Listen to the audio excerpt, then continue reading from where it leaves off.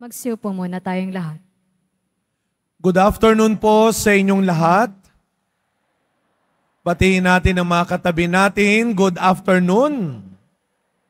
At ngayon po ay Biyernes, araw ng ating debosyon sa mahal na pong Jesus Nazareno. Sabay-sabay natin siyang bigyan ng palakpak, ng papuri at pasasalamat.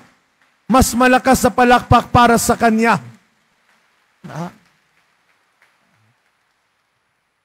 Hindi ho First Friday pero daming tao, no? Pero alam niyo, galing ho ako ng Ortigas, nag-bless ako ng isang opisina.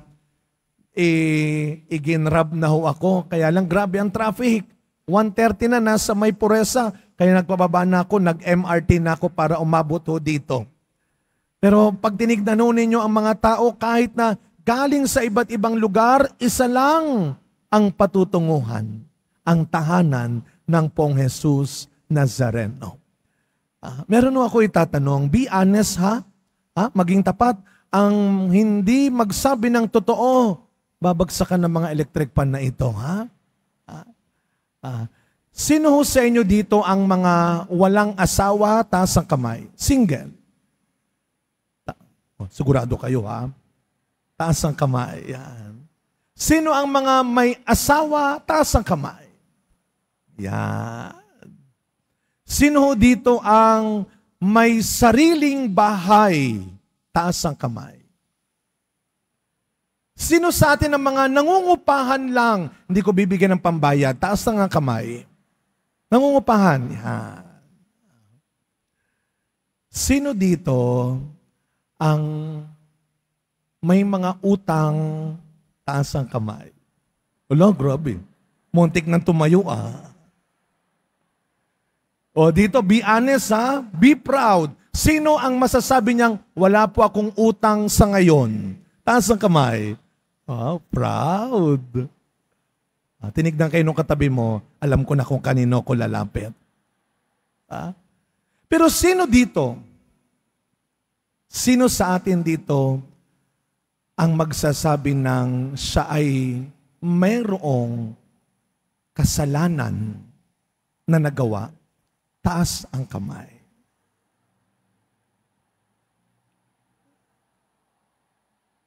Last, lahat ng magsasabi ng may katapatan mula sa puso at isipan niya na ngayon siya man ay may kasalanan, naniniwala siyang mahal pa rin siya ng poong Nazareno, pumalakpak ng malakas.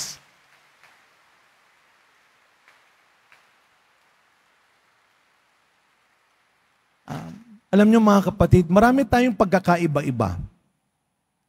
Pero kitang-kita ko saan tayo nagkakatulad. Hindi lang sa kasalanan. Tayong mga nandito at mga nasa online, pare-pareho man tayong may kasalanan, kaya tayo nandito pa rin dahil pare-pareho tayong naniniwala na mapapatawad at mamahalin pa rin tayo ng poong Jesus Nazareno. Amen? At huwag natin kalilimutan yan. Sabi ng unang pagbasa, kaya sa muling nabuhay ay para patunayang napagtagumpayan na niya ang lahat ng pwedeng sumira sa tao. Napagtagumpayan ni Kristo ang kasamaan ng tao, ang kahirapan, ang kasakitan, maging ang kamatayan ay napagtagumpayan na niya. Ano pang hindi niya kayang gawin para sa iyo? Kaya siya ay muling nabuhay para buhayin tayo.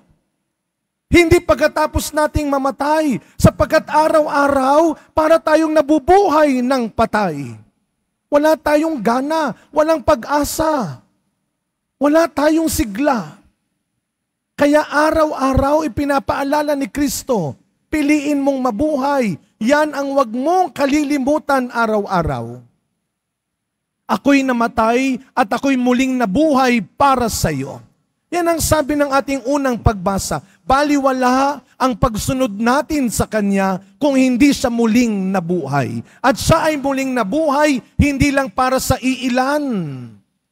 Siya ay muling nabuhay para iligtas ang mundo. Kaya nga sa ating ebanghelyo ngayon, Dati-dati, naalala ninyo, sino ang pinakilala ni Kristo? Ang kanyang 12 alagad. Iniisa-isa niya ang kanyang pangalan o ang kanilang pangalan. Ngayon, anong napansin ninyo? Maikli lang ang ebanghelyo. Siguro sabi nung iba, ay salamat makakapagmerienda pa pagkatapos ng misa. Maikli lang.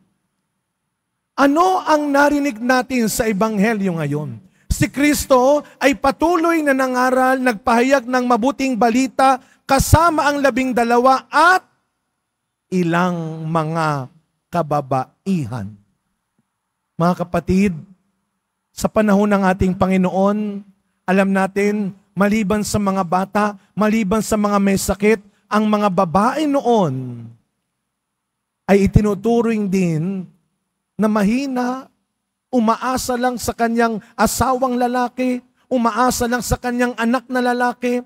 Kaya yung mga balo ay kawawang-kawawa sapagkat nawalan sila ng aasahan. Pero sa ating ebanghelyo ngayon, ipinakilala ni Kristo ang pangalan ng mga babaeng ito at marami pang iba na sa kanilang kahinaan na siguro kahit sila ay tinuturing na mahihina, tinuturing silang walang kaya. Anong ginawa ng mga babae? Sumunod sila at nagsikap silang maglingkod din. Kumbaga sa panahon natin ngayon, sila'y naging sponsor din, benefactor din. Ginamit nila ang kanilang ari-arian upang matustusan ang pangangailangan ng ating Panginoon at ng mga alagad. Mga kapatid, huwag niyo sabihin ang babae lang. Tandaan natin, usong-uso sa panahon natin ngayon, ang salitang ang mga nasa laylayan ng lipunan. Pag sinabing nasa laylayan ng lipunan, hindi lang yung mga walang bahay, hindi lang yung mga walang pagkain, walang trabaho. Sa panahon natin ngayon, dapat kilala natin ang mga nasa laylayan, hindi lang ng lipunan. Ang mga nasa laylayan ng ating simbahan, ang mga nasa laylayan ng ating pamayanan, ang nasa mga laylayan ng ating kanya-kanyang tahanan. At sino ang mga nasa laylayan na ito? Hindi lang yung mga materially poor, but the spiritually, morally poor, suffering. Maraming tao ngayon ang nasa laylayan.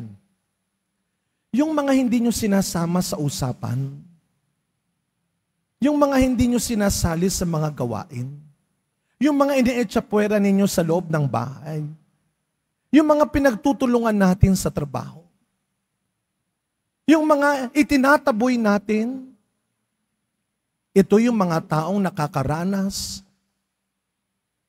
ng pagtataboy, ng pang-iiwan, ng pangkakawawa, yung kinakawawa. Kaya nga, sila ang hinahanap ng Panginoon, ang mabuting pastol. Hinahanap sila. Katulad ng mga bata na tinuturing na walang kaya. Ang mga babaeng tinuturing na umaasa lang. Ang mga may sakit na tinuturing na makasalanan. Kaya mga kapatid, sa misa natin ngayon, ito ang ating ipanalangin. Na sana huwag na tayong dumagdag pa sa mga taong nakakaranas na maging nasa laylayan ng ating tahanan, ng ating simbahan, ng ating pamayanan. Kailan lamang po ay nagmisa o dumalaw si Pope Francis sa Asia, naalala ho ninyo?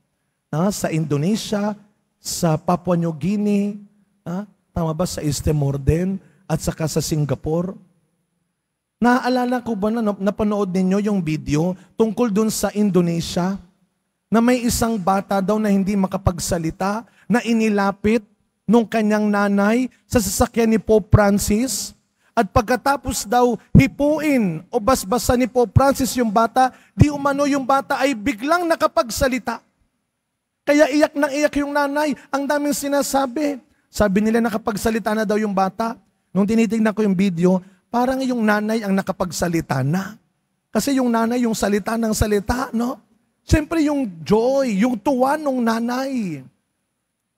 Pero mga kapatid, sana po, katulad ng sinasabi ni Pope Francis, katulad ng kanyang halimbawa, sa ating sariling paraan at kakayahan, huwag mong baliwalain ang anumang maibibigay, magagawa, at maipapakita mong maganda at tama sa mga taong ang turing sa kanila ay baliwala, ay mahina, ay wala. Sa pagpapatuloy ng misang ito, hayaan natin na katulad ng pagsunod, hindi lamang ng mga babae noon, marahil ng mga mahihina rin, makasalanan din, at may sakit, huwag mong isipin na walang-wala ka, na mahina ka. Araw-araw, tinitignan ka ng Poong Nazareno bilang isang taong may magagawa pa, may makakaya pa. Amen.